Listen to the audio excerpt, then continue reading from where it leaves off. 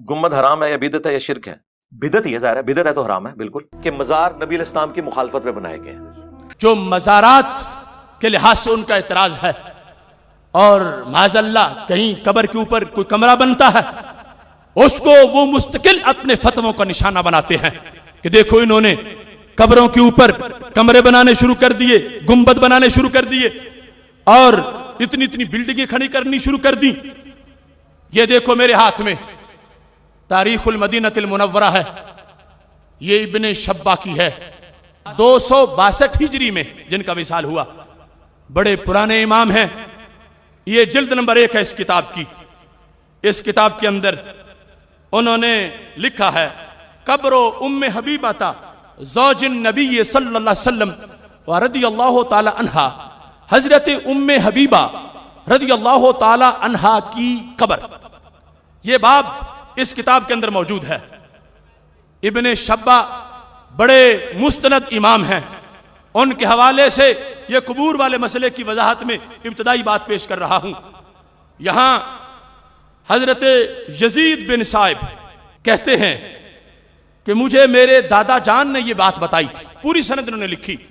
لما حفر عقیل بن ابی طالب فی دارہ بئرا، کہ جب حضرت عقیل بن ابی طالب رضی اللہ تعالی عنہ نے، جو حضرت علی رضی اللہ تعالی عنہ کے بھائی ہیں، انہوں نے اپنے گھر میں کنواں کھودا، واقع علی حجر منقوش، تو کھودتے کھودتے نیچے سے ایک پتھر نکل آیا جس پر نقش و نگار تھے، مکتوب فیہ، جس پہ لکھا ہے، پتھر کے اوپر لکھا ہے جو زمین سے نکلا، لکھا کیا ہے؟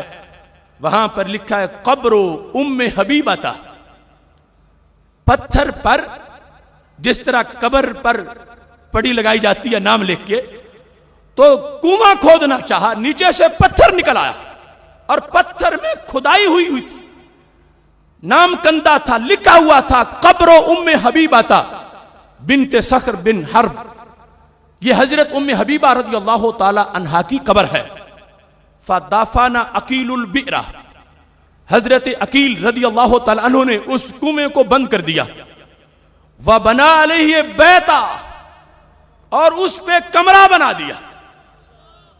وبنا علیہ بیتا، جب پتا چلا کہ یہاں تو امی جان کی قبر ہے، حضرت ام حبیبہ کی قبر ہے، اس جگہ انہوں نے کھدائی پھر نہیں کی بلکہ اس قبر کو بنا دیا، اور قبر اوپر زمین کے اب نظر آ رہی تھی۔ پہلے تو زمین مٹی غالب آ چکی تھی، قبر دب چکی تھی، اب انہوں نے اس کو اوپر واضح کیا، اور وہ بنا علیہ بیتا، اور اس پر گھر بنایا، اس پر یعنی کمرہ بنایا، کمرہ بنایا۔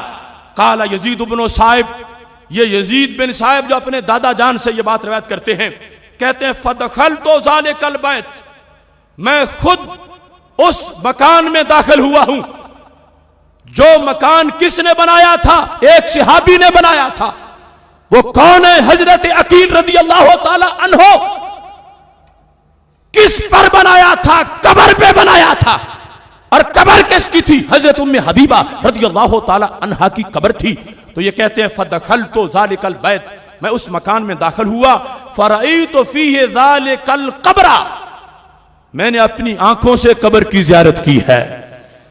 آج جو قبروں کے اوپر تعمیر کی جاتی ہے زائرین کے فائدے کے لیے، اور وہاں پر حاضری کے اہتمام کے لیے، اور دنیا کو پتا چلے کہ یہ ایک اللہ کے ولی کی قبر ہے، ہم اس کو فرض واجب نہیں سمجھتے، لیکن جس درجہ استحباب میں ہے اس کی ہمارے پاس دلیل بھی موجود ہے کہ یہ 15ویں صدی کی بات نہیں، یہ دور صحابہ کی بات ہے، یہ فعل صحابی رضی اللہ تعالی عنہ ہے کہ انہوں نے ایک قبر کے اوپر کمرہ تعمیر کیا، اور راوی کہتے ہیں میں اس کمرے میں داخل ہوا، مجھے پہلے جہاں کنواں کھودا جا رہا تھا وہاں بنی ہوئی قبر نظر آئی، تو پتا چلا اہل سنت و جماعت اپنی طرف سے مسلک گھرنے والے نہیں ہیں، بلکہ جو چیز شروع سے چل کے آئی ہے اور جو اس کا درجہ ہے، اس درجہ کے لحاظ سے اس چیز کو ماننے والے ہیں۔